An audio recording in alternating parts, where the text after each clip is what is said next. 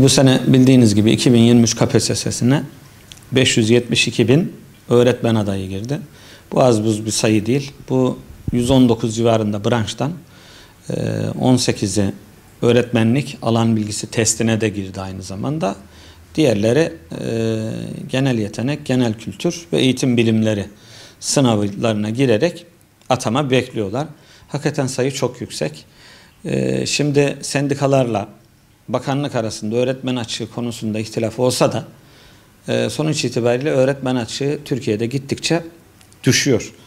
Bu son ekonomik krizden sonra da insanlar artık emekli olmak istemiyor. Çünkü emekli öğretmenle çalışan öğretmen arasındaki maaş farkı bir hayli yüksek. Öyle olunca insanlar artık yeniden besmele çekip 65 yaşına kadar çalışacakmış gibi bir motivasyon yüklemek durumunda kaldılar kendilerine.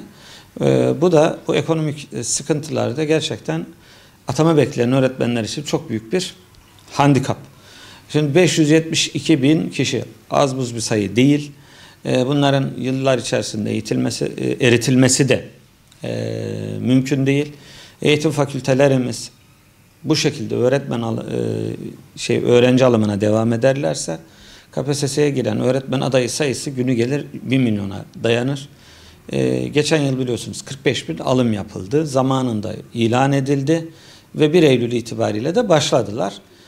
Yeni bakanımız tabii gençleri Şubat ayında öğretmenliği aslında başlatmak istiyordu. Ama olmadı. Olmaması bir yana takvimde geciktikçe gecikiyor. Sınavın üzerinden 8-9 ay neredeyse geçmiş olacak. Hala bir belirsizlik var. Belirsizliğin en kötü tarafı şu: bu gençler KPSS'ye mi hazırlanalım, yani 2024 KPSS'sine mi hazırlanalım, yoksa atama mı bekleyelim? Yani bir de bunların üzerinde ciddi bir mülakat baskısı var. Oradan da strese giriyorlar. Sayı konusunda da çok ciddi belirsizlikler var. Yani kimisi 11 rakamından bahsediyor. Bazıları bu sayının artırılacağını, ama ne kadar artırılacağının belli olmadığını, ama gençler de işte Cumhuriyet'in 100. yılı deyip 100 bin atama istiyorlar.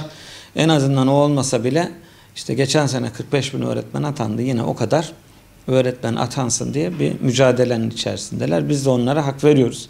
Ama şöyle de bir gerçeğimiz var. Madem öğretmen açığı 68 bine inmiş, bakanlık tarafından baktığın zaman da 68 bin ihtiyacın olduğu yerde tamamını kapatsan bundan sonraki yıllar ne olacak? Ya da 45 bin atandığı zaman ondan sonraki yıllarda bu kadar sayıyı zaten atamak mümkün değil. Dolayısıyla bu iş artık bir kör noktaya doğru, kötü bir noktaya doğru gidiyor. Bir an önce eğitim fakültelerinin aldığı öğrenci sayılarıyla ilgili ciddi kontenjan düzenlemesine gidilmesi gerekiyor. Bu şart. Bazı branşlardan şu anda, bu sene daha doğrusu 2023'te KPSS'ye 55 bin kişi girmiş. Belki 40 bin kişinin girdiği, 35 bin kişinin girdiği, 20 bin kişinin girdiği, 24 bin kişinin girdiği branşlar var. Bu iş artık gerçekten de içinden çıkılmaz bir hal aldı. Bir an önce ciddi önlemler alınmadığı takdirde bu 600 bin sınırına dayanan bu arkadaşlarımızın kısa zamanda iş güç sahibi olmaları mümkün değil. Ya bunları farklı bakanlıklara, branşlarına uygun farklı bakanlıklara yerleştirmek lazım, ya da başka bir çözüm üretmek lazım. Maddi mağduriyet elbette var, ama maddi mağduriyetten ziyade manevi mağduriyet, o stres hepsinden fazla. Bir kere ne zaman açıklanacak bu takvim? Kaç bin kişi alınacak? Bu ayrı bir stres oluşturuyor onlarda. Takvim ilan edildi, sayılar belli oldu. İşte hangi branşlara ne kadar verilecek? Bu mülakat dediğimiz şey hepten mi kalkacak? Yoksa böyle sembolik olarak uygulanmaya mı devam edecek? Yoksa ciddi bir mülakat yapılıp da sıralamalar komple değişecek mi diye ciddi endişe içindeler. Bizim bakanlığa söylediğimiz şey şu ıstırabı artık bitirin.